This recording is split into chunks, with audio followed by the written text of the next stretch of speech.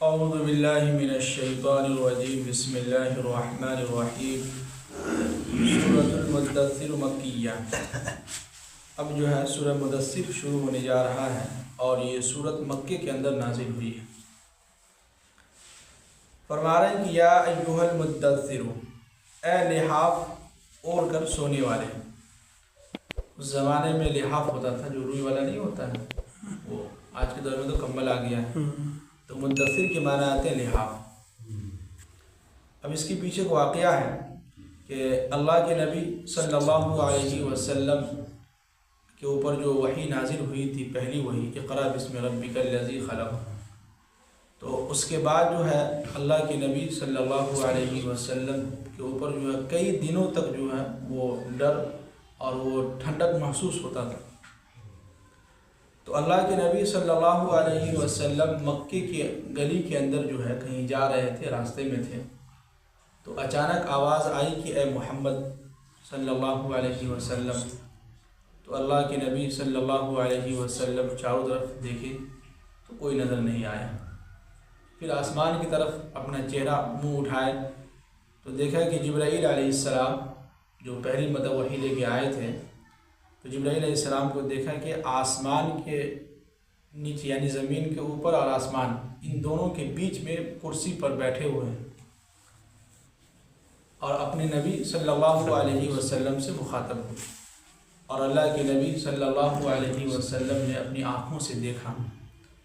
تو دیکھنے کے بعد اللہ کے نبی صلی اللہ علیہ وسلم کو گھبراہٹ محسوس ہوئی، ٹھنڈک محسوس ہوئی۔ جب انسان کو گھبراہٹ محسوس ہوتی ہے تو بدن کانپنے لگتا ہے، زیادہ ان کو ٹھنڈک محسوس ہوتی ہے۔ تو اللہ کے نبی صلی اللہ علیہ وسلم فوراً بھاگتے ہوئے گھر پر گئے، اور اس وقت حضرت خدیجہ تھی، کہنے لگے اللہ کے نبی صلی اللہ علیہ وسلم اپنی بیوی سے، حضرت خدیجہ سے، کہ مجھے لحاف اڑاؤ، زملونی۔ تو لحاف اوڑھ کر کیا ہے سو گئے۔ تو یہاں پر اللہ کے نبی صلی اللہ علیہ وسلم سے کہہ رہے کہ یا ایھا المدثر، اے لحاف اوڑھ کر سونے والے، قم، آپ کھڑے ہوئیے، فانذر، اور لوگوں کو ڈرائیے، لوگوں کو کیا ہے ڈرائیے۔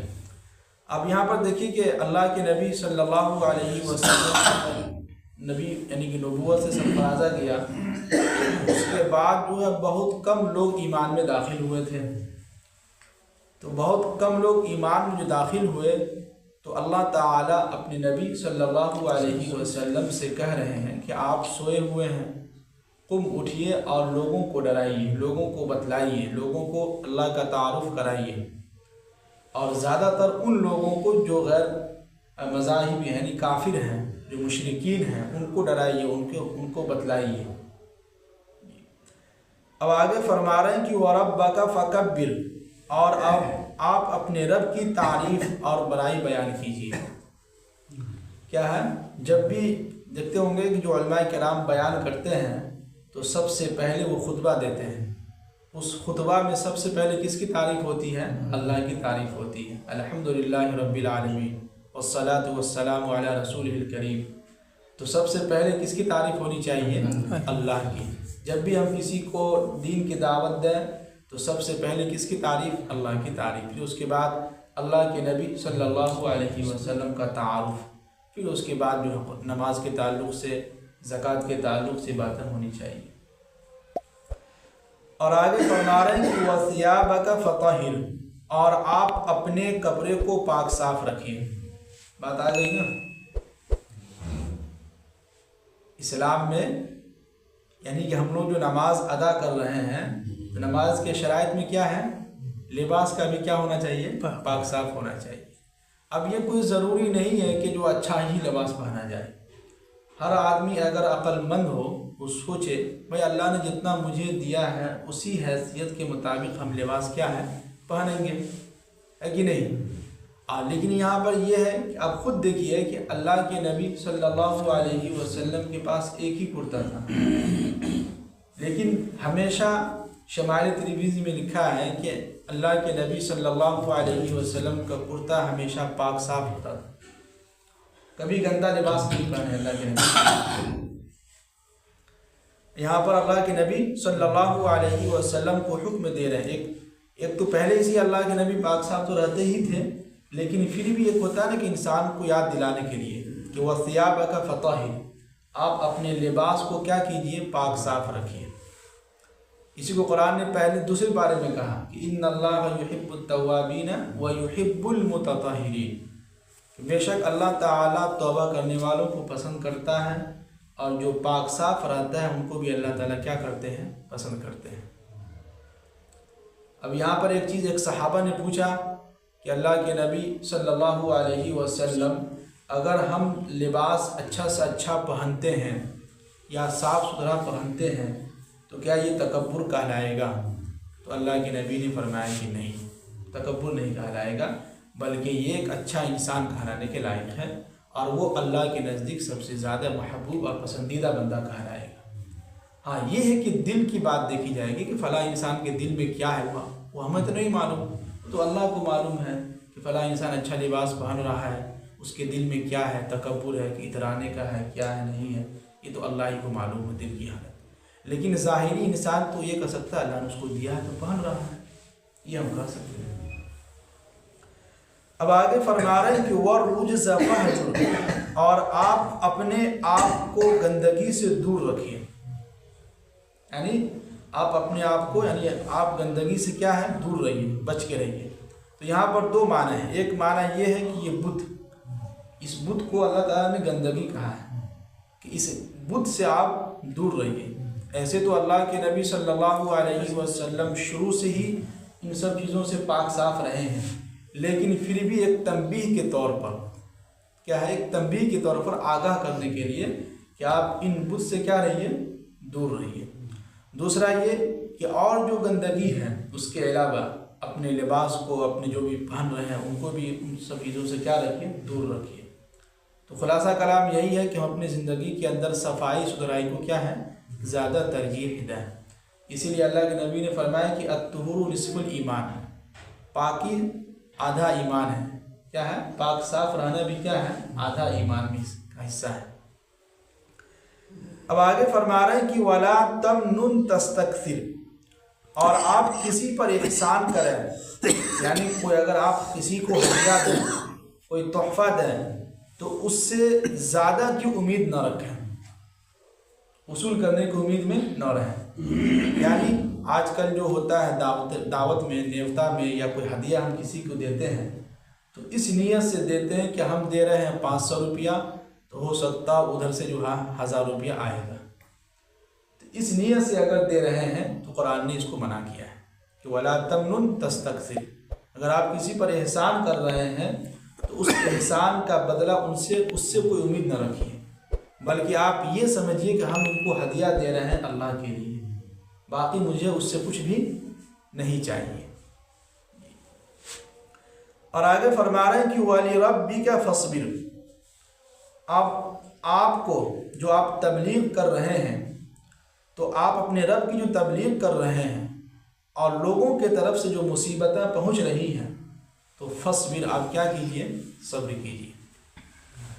ایک چیز دیکھیے کہ تبلیغ کے معاملے میں، دعوت و تبلیغ کے معاملے میں، بیان کے معاملے میں، اس میں ہمیں اور آپ کو صبر سے کام کرنا ہوگا.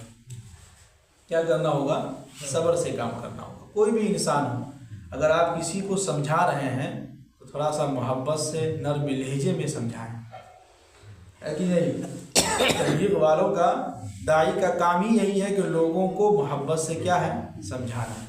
اور کبھی کبھی عمل کے ذریعے سے بھی لوگوں کو سمجھانا ہوتا ہے کہ آپ وہ کام خود کر کے دکھلائیے، دکھلانا ہے تو دیکھیے پھر لوگ آپ کی طرف کھینچتا ہوا چلا آئے گا. ہم خود جو ہے کر کے دکھلا نہیں رہے ہیں اور لوگوں سے کیا کہتے ہیں، بہت لمبی لمبی تقریر کرتے ہیں، ہے کہ نہیں. لوگ بہت کچھ بول دیتے ہیں، جیسے دین کے معاملے میں ہو، کسی سے کہہ دیں کہ خصوصی ملاقات نہیں ہو رہی ہے، پھر دیکھیے بہت لمبی لمبی وہ بول دیں گے، کرنا چاہیے، یہ ہے وہ ہے، لوگ یہ ہو گئے وہ ہو گئے. اور ان سے کہیے کہ خود آپ چلیے صبح میں فجر کی نماز کے بعد خصوصی ملاقات کے لیے، ٹائم کہاں ہے، جانا ہے ہم کو، ہو گیا ختم. کرنے کے وقت آئی تو ٹائم نہیں ہے. حالانکہ قرآن کیا کہتا ہے کہ آپ پہلے خود کر کے دکھلائیں، اور یہ ہمیں کس سے ملتا ہے سبق؟ ہمارے نبی صلی اللہ علیہ وسلم سے۔ اللہ کے نبی خود کر کے دکھلائے ہیں، تب صحابہ دیکھا دیکھی کیے ہیں۔ تو تبلیغ کے کام میں کیا کرنا ہوگا؟ ہمیں تھوڑا سا صبر کرنا ہوگا، کسی بھی کام میں ہو فصبر۔ اور یہ سورت جو ہے مکے کے اندر نازل ہوئی ہے۔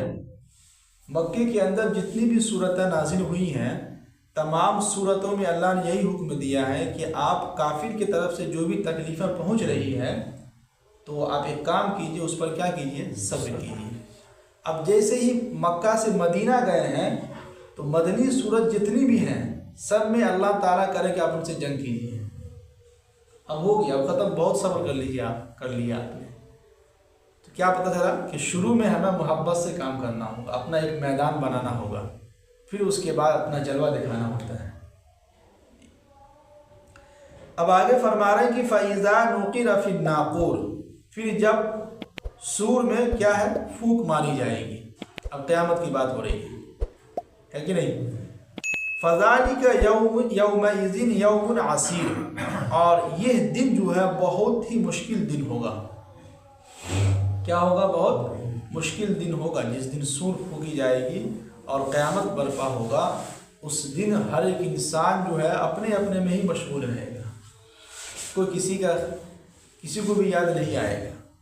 اس حساب سے دیکھا جائے تو یہ قیامت کا دن کیا ہے؟ بہت مشکل دن ہے۔ اب آگے فرما رہے ہیں کہ علی الکافرین غیر یسیر، اور یہ کافروں کے لیے مشکل دن ہے، ایمان والوں کے لیے نہیں ہے۔ یہ قیامت کا دن جو ہے، اس لیے کہ جو مومن بندے ہیں، جو ایمان والے ہیں، وہ تو پہلے دنیا سے چلے جائیں گے، اور یہ قیامت کس پہ برپا ہوگا؟ کافر پر۔ اس لیے قرآن کہہ رہا ہے کہ یہاں پہ خاص طور سے الفاظ لایا ہے کہ علی الکافرین غیر یسیر، جو کافر ہے ان کے لیے بہت مشکل ہے یہ دن۔ اس دن ان کو پتہ چلے گا کہ وہ جو بات ہم سنتے تھے پیغمبر سے، جو بات علماء کرام کہتا تھا قرآن کے ذریعے سے، قرآن کی جو تفسیر کرتا تھا اور ہم لوگ سنتے تھے، تو آج پتہ چلا کہ قیامت کا دن کتنا مشکل ہے۔ اب آگے فرما رہے ہیں کہ ذرنی ومن خلقت وحیدا، اور آپ مجھے اس شخص کا معاملہ مجھ پر چھوڑ دیجئے جس نے میں نے اسے کیا ہے؟ اکیلا پیدا کیا ہے۔ اب یہاں پر اس شخص کا معاملہ ہے خالد بن مغیرہ۔ کیا ہے؟ خالد بن مغیرہ۔ یہ مکہ کے بہت ہی مالدار آدمی تھے پہلے۔ ان کے پاس جو زمین تھی مکہ سے لے کر طائف تک، پورا ان کا مال و دولت، یعنی زمین جائیداد پورا ایک لائن سے بنا ہوا، بہت مالدار تھے پوری مکہ کے۔ تو اس نے کیا کیا کہ ان کے پاس مال و دولت تھا۔ ایک مرتبہ ایسا ہوا کہ اللہ کے نبی صلی اللہ علیہ وسلم قرآن پاک کی تلاوت کر رہے تھے، تو انہوں نے سنا ان کے دل پر بات، یعنی وہ قرآن بہت جلدی اثر ہو گئے۔ اب یہ لوگوں میں یہ بات کرنے لگا کہ ارے قرآن جو، یعنی محمد پر جو قرآن نازل ہوتا ہے، آج میں نے خود سنا، واقعی میں یہ کلام کسی جادوگر مجنون یا کسی ساحر کا، مجنون کا کلام نہیں ہے، شاعر کا کلام نہیں ہے، بلکہ یہ کلام کس کا ہے؟ اللہ کا ہے۔ اب یہ بات کیا ہے؟ پھیلنے لگی۔ جب یہ بات پھیلنے لگی تو ابو جہل تک یہ بات پہنچ گئی۔ اب ابو جہل کے پیٹ میں درد ہونے لگا۔ ان کو یہ ڈر تھا کہ اگر یہ خالد بن مغیرہ کو جا کے ان کو نہیں سمجھائیں گے تو مجھے ڈر ہے کہ یہ مسلمان بن جائیں گے۔ دیکھیں، خود تو ڈوبے ہیں اور دوسروں کو بھی لے ڈوبیں گے۔ اب ابو جہل جو ہے تلاش کرتے ہوئے جو ہے خالد بن مغیرہ کے پاس پہنچا۔ پہنچنے کے بعد کہا کہ خالد بن مغیرہ، میں نے سنا ہے کہ تم محمد سے کلام جو سنے ہو اس کے بارے میں تم بہت تعریف کر رہے ہو، بہت متاثر ہوئے اس سے، اب سننے میں آئے کہ تم مسلمان بھی ہونے جا رہے ہو۔ تو یہ سب باتیں اس سے کی ابو جہل نے کہا کہ دیکھو، جو یہ بات کہے ہو تم اس بات سے پھر جاؤ اور یہ بات کہو کہ ہم نے جو قرآن سنا ہے یہ کلام اللہ کا نہیں ہے، بلکہ کسی جادوگر کا ہے، کسی شاعر کا ہے، کسی مجنون کا ہے۔ نہیں تو لوگ جو ہے پورے مکہ میں افواہ پھیل جائے گی کہ خالد بن مغیرہ جو ہے محمد کی تائید کر دیا ہے، قرآن کو انہوں نے مان لیا ہے اور اللہ پر ایمان لانے والا ہے۔ اب خالد بن مغیرہ کہنے لگا کہ میں ان کو کیا نام دوں، کیا کہوں ایسے الفاظ، یعنی اپنے الفاظ سے میں کیسے پھر جاؤں، کیا الفاظ میں بول کے جو پیچھے ہٹ جاؤں۔ تو کہا کہ مجنون کہتے ہیں تو یہ بھی صحیح نہیں ہے، پاگل اگر کہتے ہیں تو یہ بھی صحیح نہیں ہے۔ تو اس نے یہ اعلان کر دیا کہ ہم محمد کو ساحر کہتے ہیں، یعنی جادوگر کہتے ہیں۔ ساحر کی ایک معنی اور بھی ہے کہ ایک دوست کو دوسرے دوست سے کیا ہے، جدا کر دینا۔ اور یہ محمد جو ہے ایسا دین لے کر کے آیا ہے کہ اگر کوئی شخص اس کے دین میں داخل ہوتا ہے، اسلام قبول کرتا ہے، تو وہ کیا ہے، اس کے ماں باپ اس کو گھر سے کیا ہے، نکال دیتا ہے۔ تو اسی لیے ان کا نام کیا رکھا جائے، ساحر رکھا جائے۔ لیکن پھر بھی یہ ایمان نہیں لائے، اس وقت کیا ایمان نہیں لائے۔ تو آگے اس کا آگے قصہ چلے گا۔ تو خلاصہ کلام یہی ہے کہ اللہ تعالیٰ اتنے ساری آیت میں یہی ہمیں حکم دے رہے ہیں کہ اپنے نبی صلی اللہ علیہ وسلم کو حکم دے رہے ہیں کہ آپ لوگوں کو کیا ہے، ڈرائیے۔ اور سب سے اہم یہ ہے کہ ہم اپنے لباس کو بھی کیا رکھیں، صاف ستھرا رکھیں۔ یہ نماز کے شرائط میں سے آتے ہیں۔ اللہ تعالیٰ ہم سب لوگوں کو عمل کرنے کی توفیق نصیب فرمائے۔